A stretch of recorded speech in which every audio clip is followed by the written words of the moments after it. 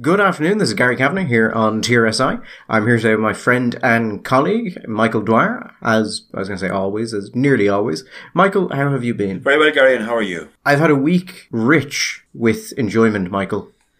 Awful things happening to the worst people. You know, schadenfreude isn't supposed to be like one of the high virtues that you desperately pursue, Gary. Taking pleasure in other people's misfortune is actually normally regarded as something we should avoid. But anyway, I'm assuming something horrible has happened to somebody that we have maybe less affection for. Who has what? I mean, Michael, you say that, and you say it shouldn't be considered a virtue, but it's not enough that we succeed. Others must fail. Yeah, you're now quoting Gore Vidal, Gary. And if you're at a point in your life where you're quoting Gore Vidal with approval, then you need to take a long, hard look at yourself. And remember, the word schadenfreude means shameful joy. Shameful, Gary. But anyway, leaving aside this nonsense, what has happened to who? So, a couple of things to go through this week. We're going to go through the Amnesty International issues. They're temporarily laying off some of their staff because they can't meet their wage bill in September. This is utterly unsurprising. I wanted to go through some of their accounts from 2021, 2022, and this thing was coming from a mile off. And frankly, I don't quite see how they're getting out of this one. And then, I suppose, also, Michael, wanted to touch on, there was a children's book that we were given earlier in the year, a book of SPHE to be taught to young children. And we had gone through it, and we had only looked at particular sections. And we realised during the week that there was a particular exercise in it asking, basically giving children two different families and asking them what are the advantages and disadvantages of these families and which family would they rather live with. And to our shame, Michael, we hadn't quite read what the description of the, should we say, stereotypically Irish family was. And when we got around to it, there was a sort of, oh.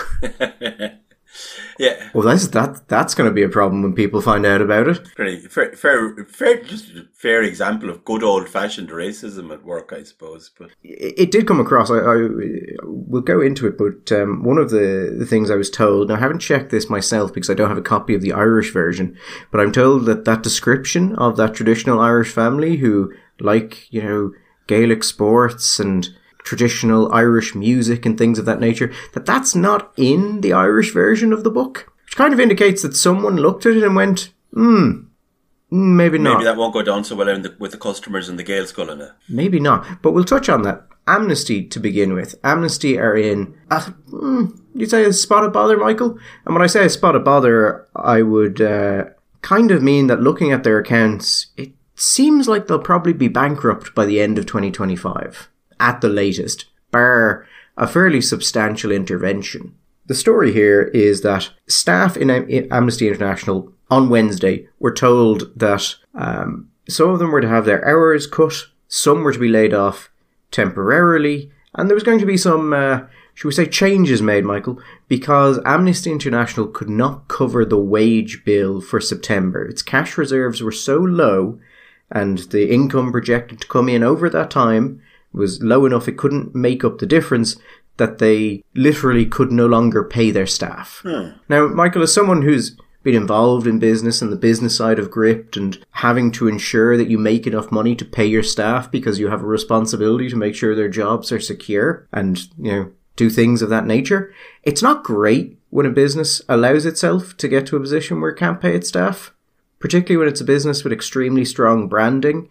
And looking at their accounts, this kind of seems more of a self-inflicted wound from poor choices than something that had to happen. Do you have any idea how many employees they have in Ireland? So the Irish Times is saying that they have 29 people at their office in Dublin, and it's kind of hard to tell exactly what they will have over any one period, because you're going to have people brought on for fundraising or contractors. The actual effective size of their staff is presumably larger than that. No. They have quite a substantial wage bill. Yeah. How do they do their fundraising? I mean, do they do those guys that stand around there on College Green outside the old Bank of Ireland. There's always people shaking tins at you or getting you to sign things. Do they do that kind of on stream, or is it online, or is it direct mailing, or is it all of these things? How do they fundraise? So I think that's actually part of what got them into trouble. They took out a loan of a quite substantial amount of 1.6 million that they were meant to pay back in 2024. And in 2022, they deferred that to between 2025 and 2027. So as bad as their financial reality is right now, they're also looking down the barrel of 1.6 million in loan repayments. It is a very substantial loan package, and for a company which doesn't seem to be in great health at all. In relation to the fundraising, it seems that they were having fundraising issues, and they took out this loan in order to basically front load a massive fundraising campaign. And for those who aren't aware, fundraising and an acquisition of customers for subscription-based models, which Amnesty International would be. You have one-off donations, but you also have direct debits where you're giving them money on a recurring basis, in much the same way you would for a subscription to Gript or the Irish Times or anything like that. And the way you work that out is you calculate how much it costs you to get a person to sign up versus how much money they are going to give to you before they unsubscribe. And if you have payment management software, it'll calculate this all automatically. So if people are giving you a tenner a month in the last 2 years, you know they're worth €240 to you. Yeah. So anything below that, you're basically making a profit. The problem is that usually you lose on the upfront on these things, as in it's more expensive to acquire them than their first payment to you is going to be, but you make it up over the lifetime. And I have no internal view on this. I have no way of knowing if this is right, but just looking at the size of that loan and looking at the issues they're having, I think what could have happened is they miscalculated the cost to acquire versus the actual lifetime value of the people they were picking up through this fundraising system. It's incredibly easy to do. If you look at, your base donors or your base subscribers and you assume, if we get new people, they're going to be worth the same amount of money. And then you run a fundraising campaign on that basis and you do pick up new people, but they give you substantially less or they're much more likely to unsubscribe quickly, you can actually find that you've actually lost money, which would be devastating if you've spent €1.6 million on it and you take in a year about €2 million. Amnesty starts life basically as an organisation which advocates for people who are prisoners of conscience in Ireland, we would say abroad, although it may have happened that there were prisoners of conscience here, all right. That's right, isn't it? Mm-hmm. I wonder, and I'm not asking this in a polemical way, like coming from a position, but I wonder, Amnesty has kind of changed its core business model a bit. I would say that I wouldn't say that it's perceived as being simply about prisoners in the Gulag or in North Korea or whatever. It has broadened its offering, and it's not just international, but it's also is that a problem for it? That maybe you think that there's an element? I'm asking you for an opinion. I'm not saying that you have access to data on this, but do you think there's an element here that it's a difficult transition for a company, for an organisation like this, when their brand becomes a bit confused? I think what you would see there, and this is something actually I've examined in relation to Gript, because there's certain areas you can move very heavily into, and they will likely generate substantial revenue in the short term, but are not going to be sustainable or will damage other parts of the business. So, for instance, if you are Amnesty and decide, okay, we're going to move away from prisoners of conscience and kind of a quite religious kind of positioning on a lot of stuff, to more kind of heavily culture war stuff, whether that is abortion or whether that is things related to transgenderism, you would bring in new people, but you might lose a lot of your old people, or a certain amount of them anyway. And I think what Amnesty may have done is they moved themselves to basically be event-driven where they constantly needed new projects that were of intense public interest to sustain themselves, because by moving into those areas, they'd gotten an initial big uplift in donations, and the company had grown to a size that those donations would allow, and that had effectively meant that once you've done it once, you're locked into doing it over and over again. But the problem is if you have a couple of years where you have gay marriage referendum, you have the abortion referendum, you have a couple of big cultural issues which you can fundraise off, even if you're not doing political work, just because there's more interest in that area. And then you run into a couple of years where there's not a lot you can do. Yeah. You can find yourself in a really bad position quite quickly. And Amnesty, from their 2022 accounts, was burning through cash at an absolutely ridiculous rate. I mean, at the end of 2022, they have a deficit of, the deficit for the financial year was nearly 600,000. There were a couple of things that were quite noticeable about it when you compare 2021 to 2022. One was that administrative expenses and turnover had increased substantially, but revenue had fallen considerably. So you're making less money, but you're spending more of it. And in order to make up the difference, you're burning your cash reserves quite substantially. And you're looking down the barrel of 1.6 million in loans.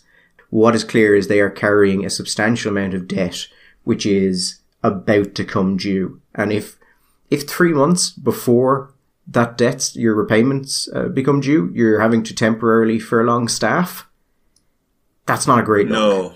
Like, that doesn't indicate you are going anywhere but the wall. I mean, I can imagine that there might be one of the many substantial philanthropists out there, maybe connected with the Soros Foundations or any of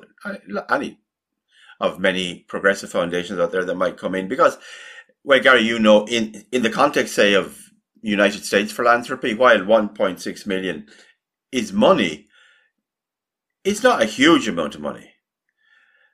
But I wonder if the fact that there seems to be a problem with the business model, a problem with the internal structuring of the company and when they're spending money and raising money, that either that would put people off from bringing a cash injection to save them, or also the fact that I think did they get quite a substantial loan from the mothership international Amnesty at the sort of the global level in order to sort out a previous problem, and then the problem is still recorded that without somebody coming along and saying, listen, I'll give you money, but I'm going to demand that certain kind of fundamental reforms take place.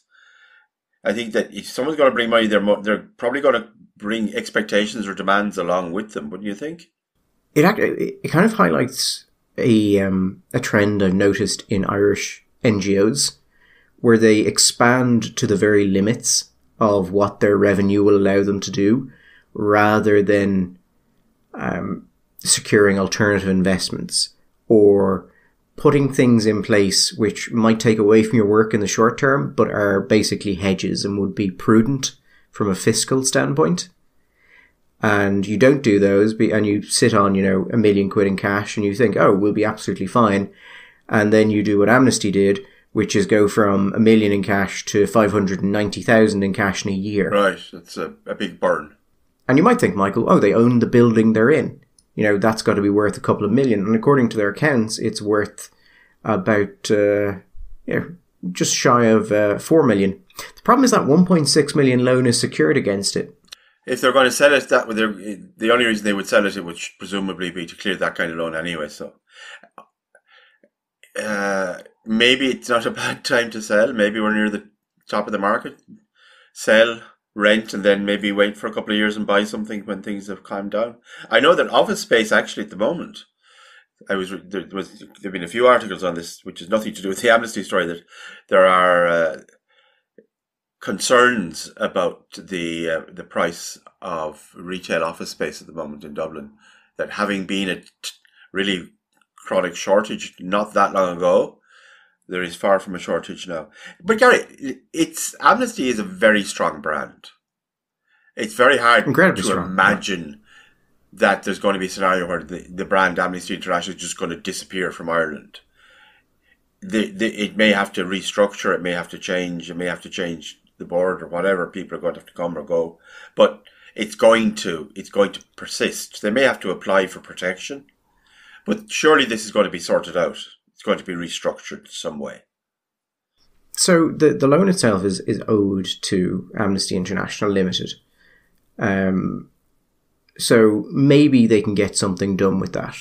But you're not in a good position, even owing that kind of money to an organisation which you are, effectively a member of. There's no kind of guarantee that they'll let you keep going the way you are going. Like, they may just gut you. Yeah, not certainly keep going perhaps, but not keep going the way you're going. On their, one thing that was interesting is they have 16 people in their fundraising team, earning from 20 to 33,000. So that's a max of 540,000 a year, just on fundraising. And it doesn't seem like they're getting a lot of their value for money there. And then you have like a fair amount of people, 4 people between 57,000 and 72,000, 10 people between 40 and 57,000. Like, this wage bill is going to get quite substantial quite quickly, and it looks like they just can't afford it. But again, none of this seems sudden or unexpected. This basically seems like the financial equivalent of a very slow car crash. Yeah, and no obvious way to get the car to go in a different direction before the impact hits. No, and even though they owe the money basically to Amnesty International, if they were going to step in, you'd expect them to step in before you have to tell your staff that they go home because we can't pay you, because that's going to get out. That's going to become news. If the larger organisation is concerned, you'd expect they would step in before that. With the amount of money Amnesty makes versus the amount they spend, it seems effectively impossible for them to pay off that loan. Well, it's one of those stories that we will see how it develops, because I just can't imagine that it's just going to close down, bang, gone. But, sometimes, particularly since there's a little history there, that if it's not, it may have to go through a rather traumatic restructuring of some kind. And they'll see if they change their marketing or their business model, see how they want to develop. Maybe it'd be better to go back. Do you remember they used to just sell little candles, and then we all would sign up to pray for somebody who was in the gulag? That seems like a very long time ago now. One thing I did think was quite interesting is that Amnesty don't take money from the government. And actually they're one of the few NGOs that don't. Although I believe they do, there is a company that has been set up by Amnesty which does research, which does draw in European grants. Right. So it's kind of, we don't, but this company here, which we're obviously entirely unrelated to, does. But what is interesting in their accounts is in 2022 they make 2.2 million. 1 million of that was from subscriptions and memberships. 80k comes from the Amnesty International Ireland Foundation, which is their registered trust. Because remember, most of the things Irish people think of as charities are not actually charities. They're companies that often have a charity with a similar name, basically doing charitable work in the background because there's regulatory burdens to being a charity that no one wants. Yes. But the rest of their money comes from grants from philanthropic foundations towards specific projects, which are not terribly well detailed. So at this point, near the majority of Amnesty's income, just under 50%, appears to be coming from grants from philanthropic foundations who have particular charitable, cultural, political goals. Yeah, that makes you not passively, actively dependent on those as a source of income, doesn't it? Well, if you're in a good financial position and someone comes around and goes, I will give you this mass of money, that mass of money is nice. You might be tempted to do certain things for it. If you are in a position where you are just screwed if you don't make more money, and someone goes, I would like you to do this thing because it benefits us in some way, it also benefits society, but there is actually a benefit for us here, it becomes a lot harder to say no. Now, I'm not suggesting Amnesty is engaging in that kind of behaviour. I'm just noting that as a concern whenever charities start getting to the edge financially, because you start basically to save yourself, you might take partners that you would have not traditionally done.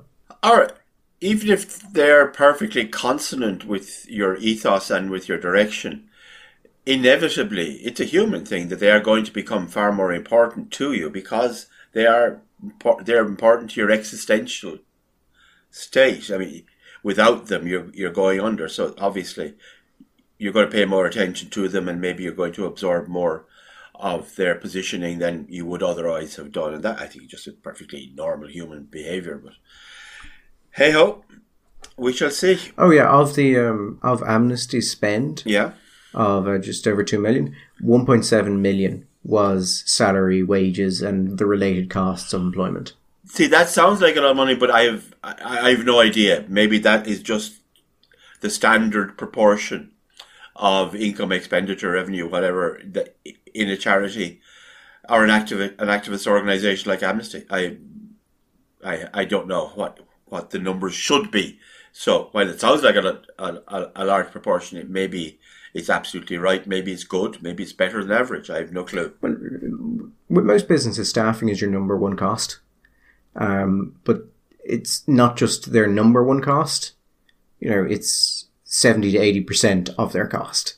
And really it depends how those staff are used, how justifiable that is, and how much that makes sense. But we do know they seem to be spending quite a lot on fundraising. They took out a loan to do more on it. And from what we've seen, donations from the public are actually falling.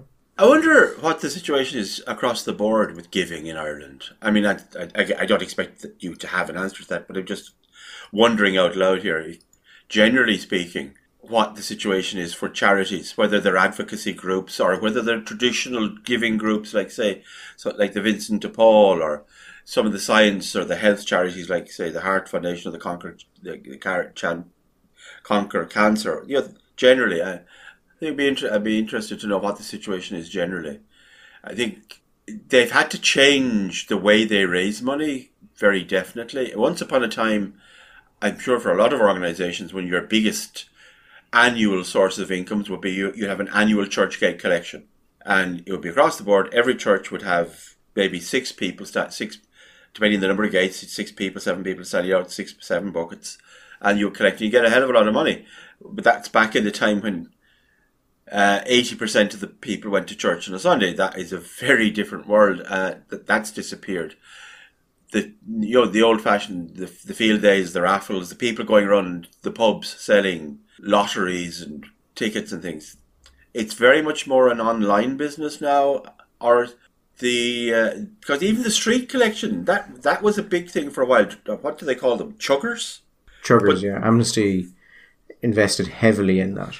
But I think, didn't that go through a bit of a down, that there was a perception, well, first of all, that after a while it became less effective as a way of raising money because people became resistant to it. But also, wasn't there a sense with some charities anyway that it was a problem for your branding? Because people started to actively dislike the chuggers, because the chuggers were working on either maybe a salary, but a lot of the time they were an element of commission.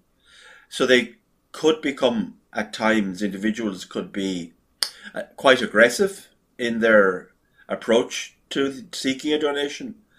And that became a problem for a lot of people. Started associating these people with the charity, and they didn't consequently have positive feelings towards the charity. And if you're a charity, I mean, one of the things you need to have is people feeling warm and fuzzy towards you.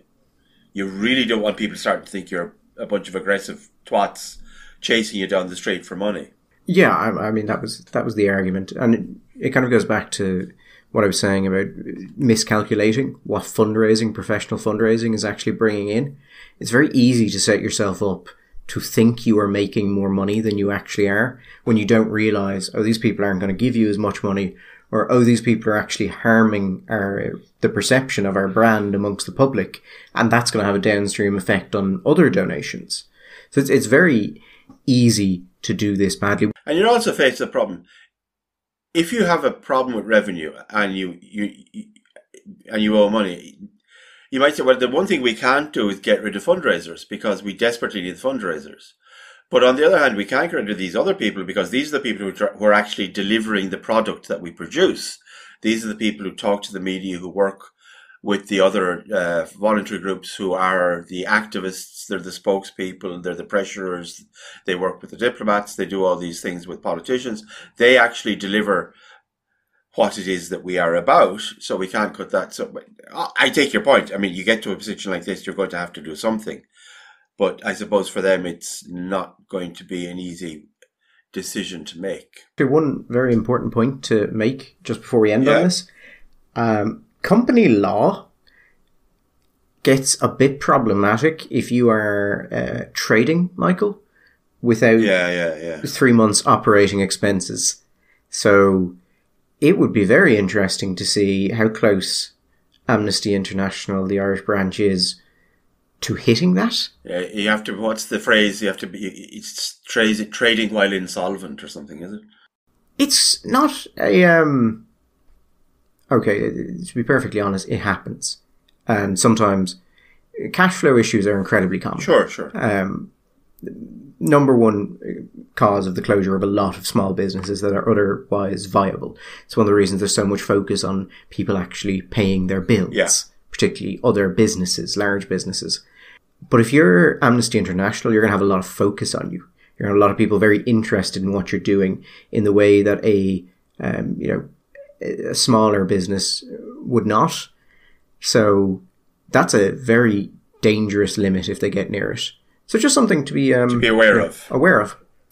Anyway, the book. Yes, the book is a SPHE book. For those who aren't aware, that is a junior, I think they call it the Junior Cycle now.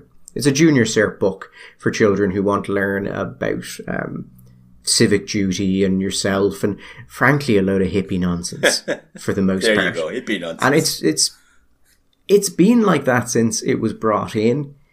I mean, certain teachers, I think, are able to teach it quite well. Certain books are better than others. But I think the teachers who handle it well use a great deal of discretion as to what they actually cover. And kind of go, well, let's not focus on certain aspects of this. So this is designed for school children, Junior Cert children. And it came out, I think, 2 years ago. It was for the 2023 junior cycle. So it actually might have come out slightly before that as well, just to give people time to get through it. So we had read through it before. We'd been sent it on. There was some interesting stuff on gender and sexuality and all of that sort of thing. But what we didn't do is actually just go through the book in full to see what else it was. And so we missed an exercise, which was titled, Michael, I think you'll like this, All Different, All Equal. Because diversity is our strength. So what this exercise is it compares two families and, as I said, asks children what are the advantages and disadvantages and which would you rather belong to.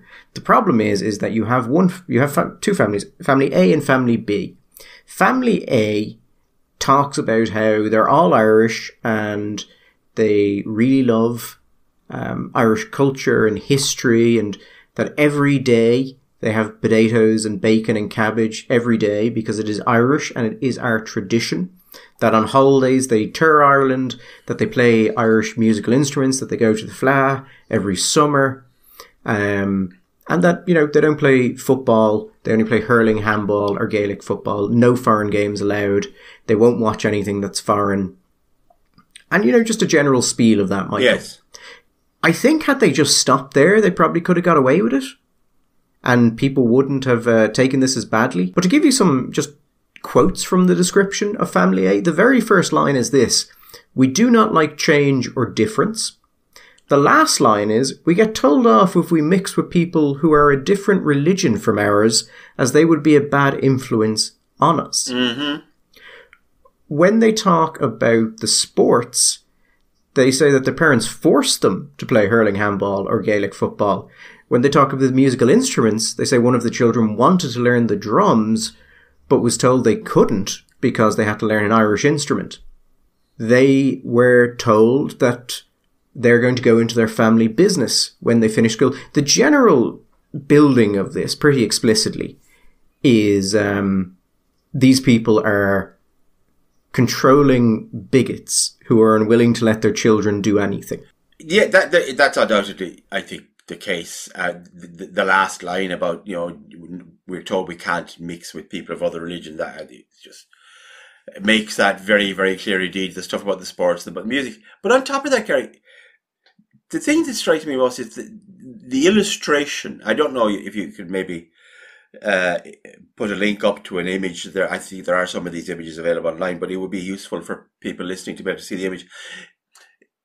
If producing a kind of a caricaturish physical stereotype of a group of people would be classically considered one of the most sort of obvious manifestations of a racist disposition, then I think you could safely say that this image is, in that sense, a kind of a 19th century punch racist feel to it. It's not that they are unattractive, as described, but they're there, and they've all got red sort of curly hair, and they're wearing the clothes. And one of them is wearing Irish dancing costume. I think the girl, if my memory serves, I don't have the picture in front of me, but it's an absolute stereotype cliche of what a certain kind of Irish person looks like. But if you even say, well, listen, actually it's just a kind of a playful, cheerful stereotype of what people think Irish people look like, and it is true that we have a higher proportion of people with red hair than anywhere else in the world, and so on and so forth. But if you then marry that image with the image of the type of family, and you say, what he seems to be saying, Gary, is that a traditional Irish family, a traditional Irish attitude, which involves, by the way, eating bacon and cabbage every day. Now, to me, that's not traditional, Gary. That's obsessive compulsive. That's somebody with a food issue. I grew up in a what I would describe as a very traditional family, but first we had ham and cabbage maybe once a week, once a fortnight. We also had curry and spaghetti and odd things like that, and fish on Fridays, and stews and chops and things. I mean, that's it. It actually feels almost old-fashioned, doesn't it? It's what's the joke? When you're so anti-racism that you loop right back around again? That is exactly what it feels like it's done. But I'm fascinated that they didn't, when they were doing this, that the people who wrote it didn't notice that this is actually what they'd ended up doing. Well, I mean, and also this would have gone through, this was published by a fairly significant publisher, would have gone through multiple checks, which is why I was saying it's quite funny that I'm told, now I haven't verified, but I am told by people who have read it, that this exercise and this description is not in the Irish language version, which would indicate that someone did look at it and just go, maybe not. Maybe not. But I think the real problem here is that the description is not given as a description. It's not, this is what these people like. It's, we do not like change or difference. Or, here's another line. We love sport, but we must only play hurling, handball or Gaelic football. No foreign games are permitted. There's things about one of the children wanting to be a yoga instructor and the father saying it wasn't a proper job and she must stick to what she knows. The stuff about not mixing with people with a different religion from ours. Where it doesn't come across as these are just the things, these people like as a normal family. Yes. It's bigoted and controlling. And this is immediately preceded by what the workbook says is that children are instructed to close their eyes and imagine what it would be like to live in this family. And then the very first sentence of it is, we do not like change or difference.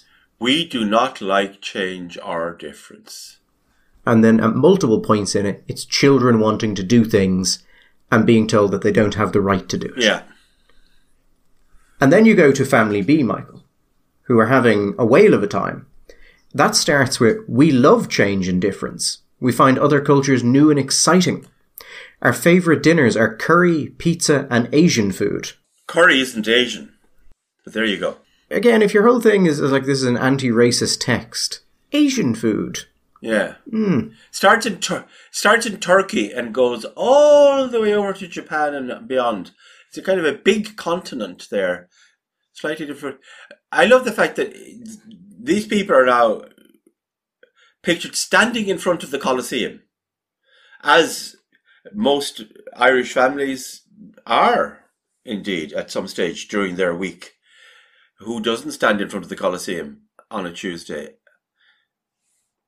But it's just an odd image, isn't it?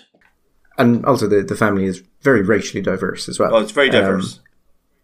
Yes, a white mother, black father, mixed race children.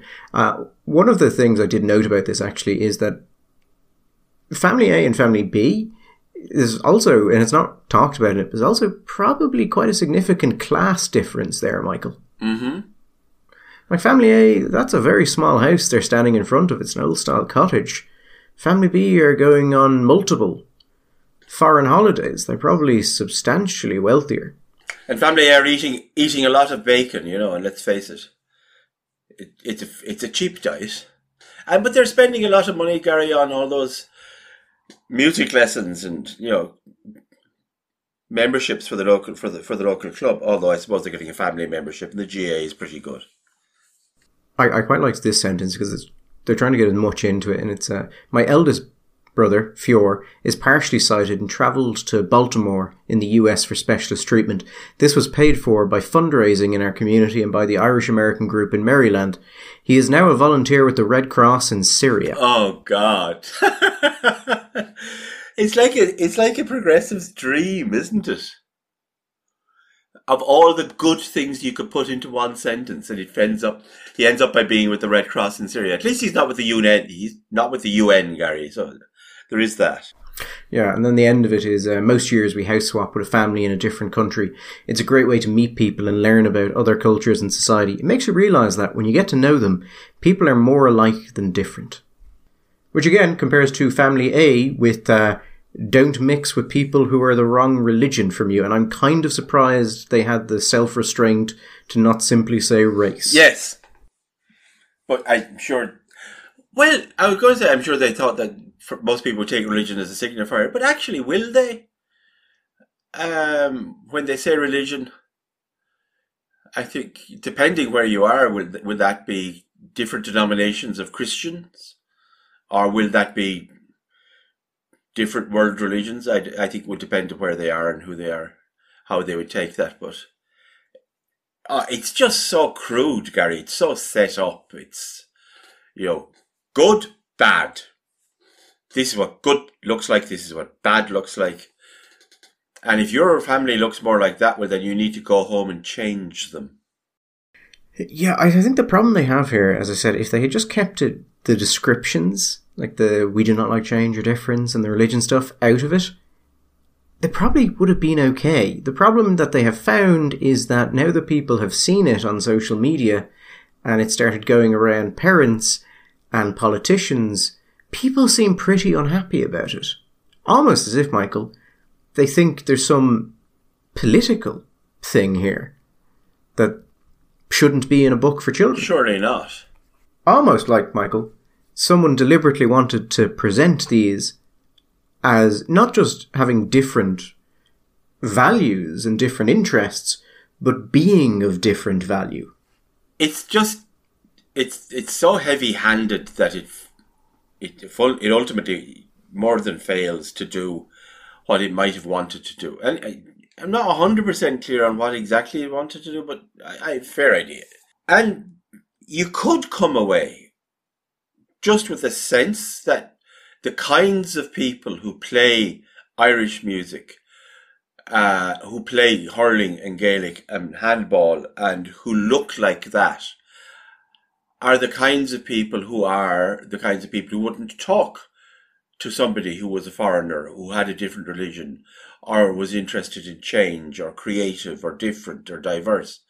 That kind of people. And the thing is, Gary, most of the people in this country, and it's a very long way from all of the people, but most of the people in the country at some stage in their lives or in their families will have people who do in fact play or enjoy Irish music, or play or watch or enjoy, or their children will play or watch or enjoy hurling or football or handball, and so on and so forth. They may even have red hair and wear Aran jumpers and go step dancing.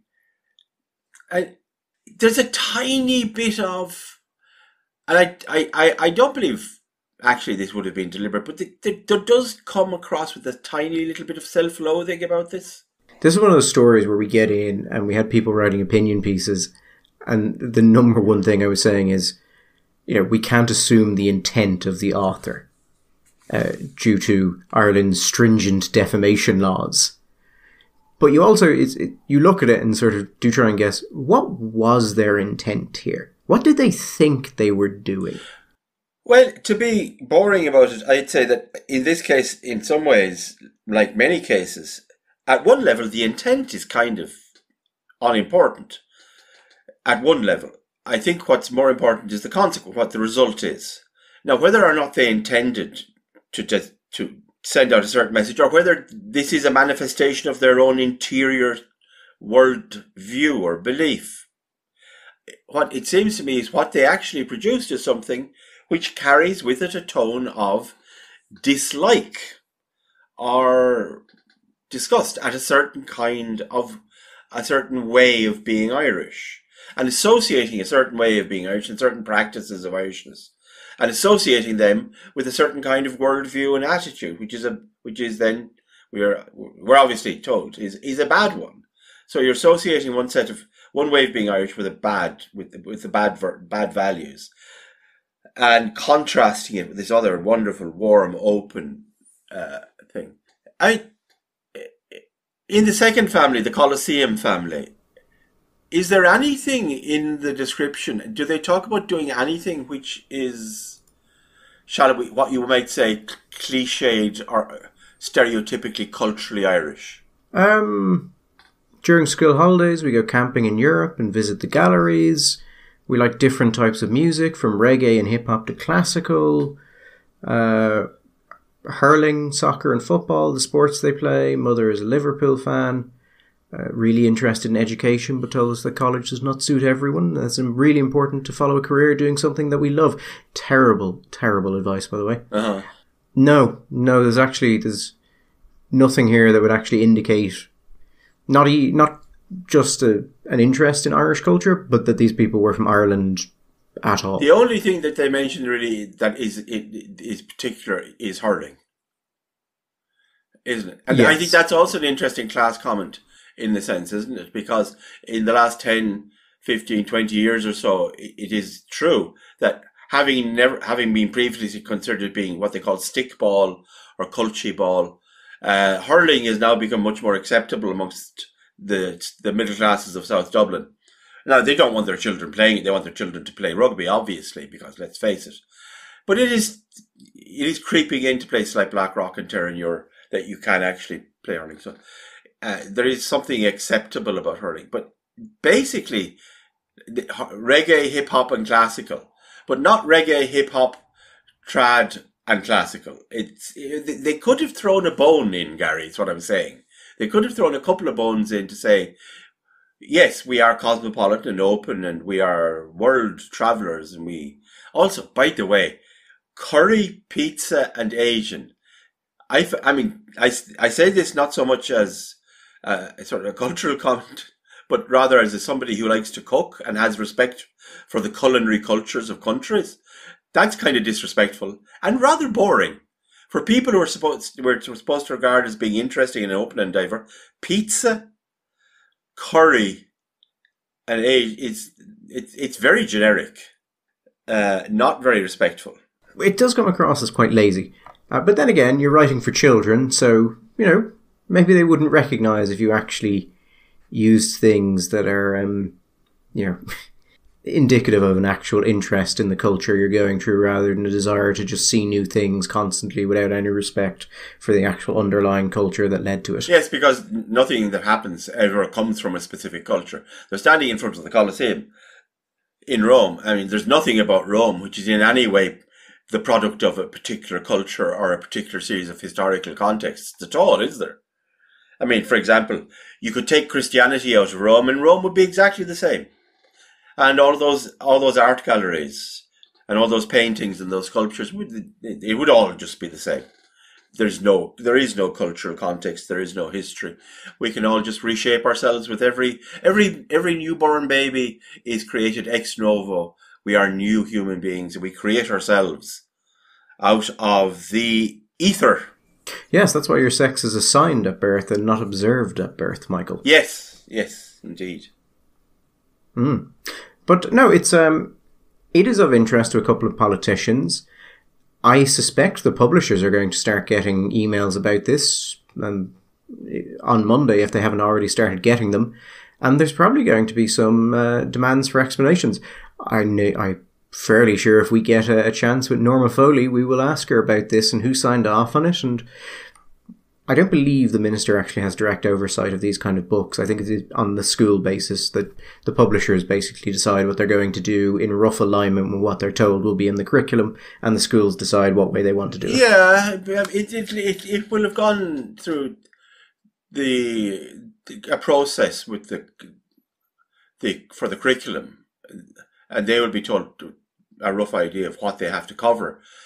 The books will be published, will be written, but the schools will choose the books, and then the parents will pay for them. So what you'll be told, I'm fairly sure, is, oh, you're making too much of it, and you're reading too much of it, and you're doing this in bad faith, and you're just trying to stir up trouble, and we know what you're at, really, and why are you doing this? That's the response that you will get.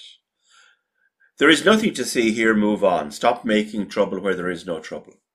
Anyway, before we finish up, Gary, I just want to maybe refer to, briefly, two things, just very quickly. One was the opinion poll, which now has Fine Gael on 25% and Fianna Fáil up on 21%, and Sinn Féin on 18%. Which means that Fine Gael are now on 46% first preferences, and are getting fairly close, Gary, to maybe not needing any little friend at all to form the next government. And I ask you this question purely in the interests of sort of chat, not really expecting, there's no real answer to it, but at what point does a democracy start to be problematic when the voter goes out not really believing that there is any real chance that the government will actually change? You know, Tony Benn has these 5 questions that you must ask. Now, I'm not a fan of Tony Benn. I wasn't a fan of Tony Benn. He's like a lot of those things that happens in Britain. It also happens in Ireland, where if you stay alive long enough, you become an object of reverence, because he was a great parliamentarian. He was a man of conviction.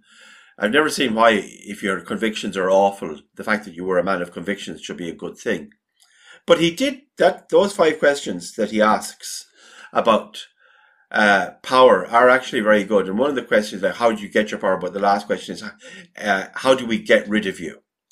I don't right now see how anybody gets rid of anybody in Ireland, or how anybody changes anything, because with the decline of Sinn Féin, there is no apparent alternative to Fianna Fáil and Fine Gael. Now, you could very well say, well, yes, there isn't, because, well, 46% of the people out there have decided they're going to vote for them, so obviously they're happy and delighted, and so therefore it's all nonsense. But there you go.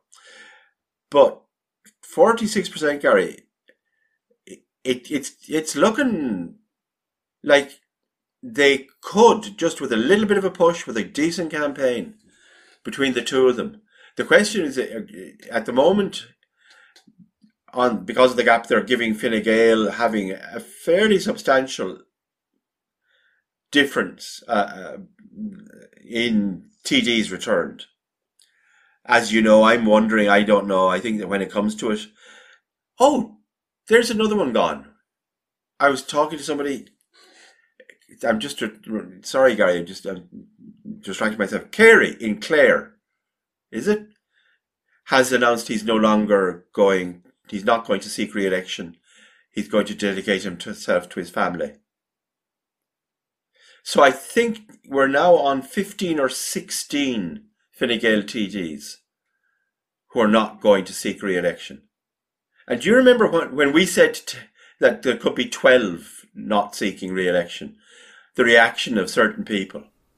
Yeah, I think actually in Joe Kerry's case, I think his sister is going to... She's seeking the nomination. at least she was seeking the nomination. She may have since got it, I don't know. But she was going to seek it anyway. Well, actually, I suppose it's important to point out that Kerry didn't just say he wasn't going to run. He resigned effective immediately. Yeah, for health reasons. Yeah, so he had a pretty bad health scare, I think. I don't know if it was earlier this year or actually last year. And that was apparently pretty bad. So yeah, he announced he was done. Yeah, he's done. Bye-bye. Immediately done. He's gone. But yeah, I think his sister is now looking for the okay to stand for Fine Gael in that area. There's a lot of them gone, and they keep going. It'll be interesting to see if that leads to a poll underperformance, just because they're losing so many people. I think it has to. I think that locally there has to be a problem when you don't have the incumbency, you don't have the name recognition, and you probably don't have quite the same team on the ground. You have to build up you will have people who will be left over for the previous, but you're not going to have the same team. You're not going to have the same dedication. You're going to have to build up your own team. You're going to have to build up your own knowledge, unless you have maybe somebody who was previously a TD coming back. So I think that it's going to lead to a narrowing gap between Fianna Fáil and Fine Gael, or a narrowing result. I don't think it's going to be a massive one. Although, who knows? Obviously, it's pure speculation. I think it also depends how much the TDs who are going are willing to help their replacements.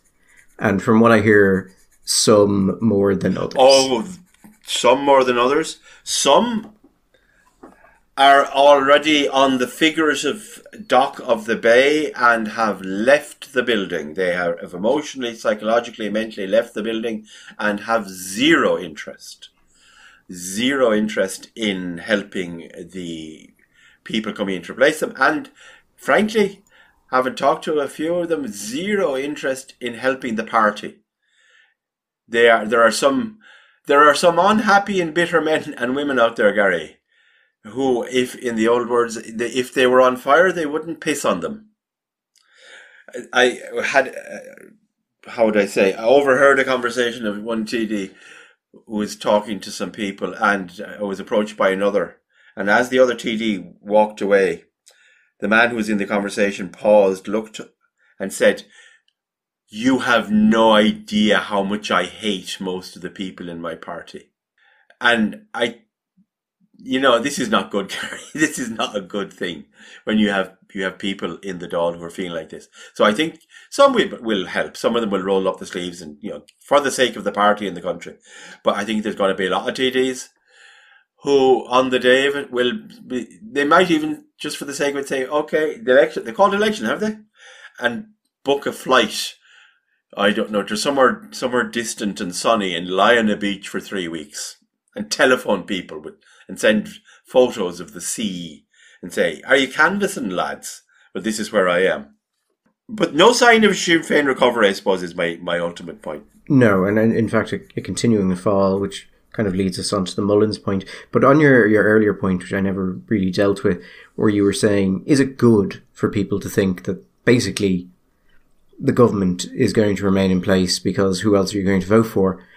And I think no. I think Fianna Fáil and Fine Gael going in together has broken something. Something about the nature of Irish politics. And I think a problem that you can have, particularly not just with a democracy, but with our system of democracy, of single transferable vote, is that it can cause a certain homogeneity of political opinion, which is fine when there is kind of broad consensus on what should be done. But when people start to break over particular issues and find there's actually no representation for them there at all, what does that do to their interest in the democratic systems? And I would say probably nothing good.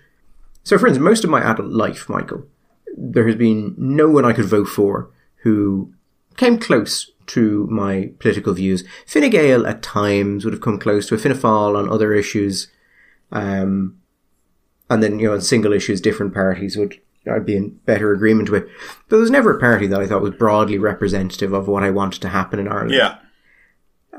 Just for most of my adult life. So I think there's a lot of people like that. So I think in those cases, really your only metric is, do things seem to be going kind of okay? Rather than, are things going as they should? Because that's not going to happen. And as long as it's going kind of okay, well, yeah, just vote for the people who are there. The problem is, and I wouldn't overstate it, is if you get a situation where there is no obvious mechanism for actual change, and you come from a place where you feel things are not going so well, then it's not that people become disaffected from electoral politics and just stay at home, which they may well do. And you know what? There are countries in the world where not that many people vote because basically everything is going okay and it's not going to make much difference. There is perhaps more of a risk now than there ever has been for a very long time in the history of this state. A risk that there are some people who feel that there is no way that they can actually affect change in the process. That nobody really is listening to them. They're just paying lip service. And that they feel that for them, in some ways, things are going very badly. And that this may mean that some of them start to act out. In a way, they start acting beyond electoral politics. We've seen little bits of that in the last few months here. And it would be very much of concern if we were to see more of it.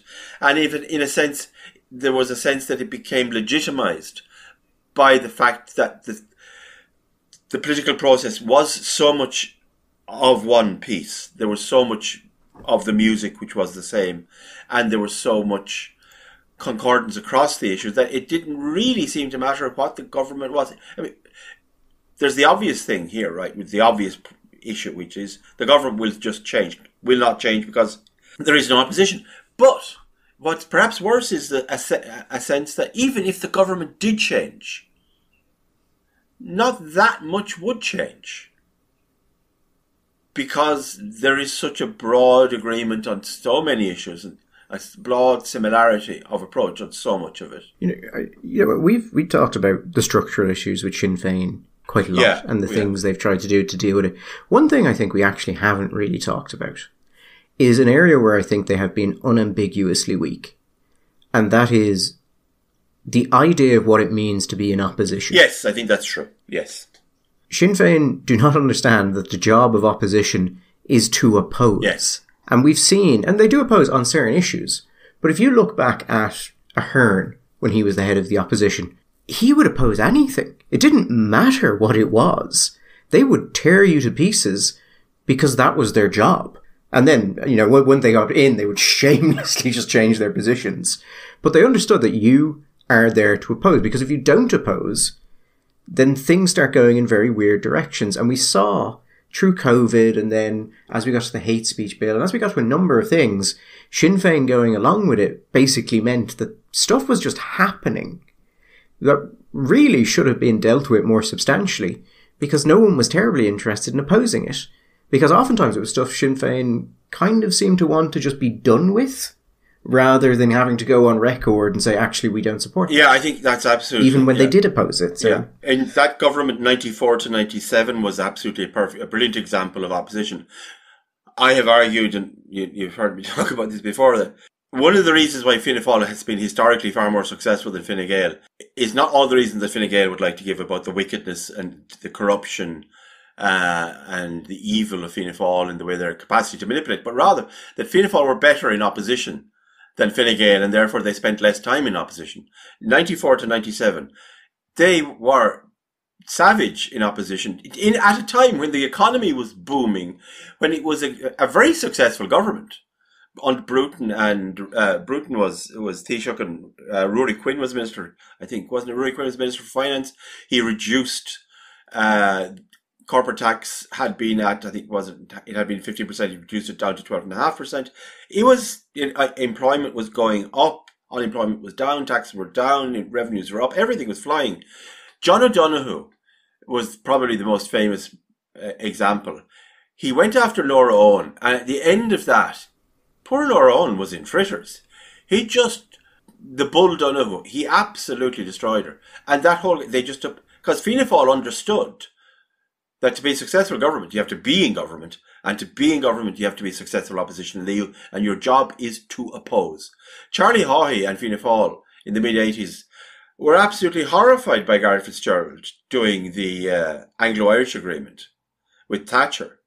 The minute Hoy came into power, it was all fine. It was all grand. Because in the words that would be later would be used by Bertie Ahern when questioned about something like this, he said, well, lads, come on. That was then, this is now. You have to be flexible, guys. Yeah, they would have ballsed it up, but we'll make sure we do it properly. Exactly so. But there you go. Listen, we have gone well over the hour. I think maybe rather than continue, we should draw a veil over it. We should wish a good week to our listeners, and we should be back on Sunday. All the best.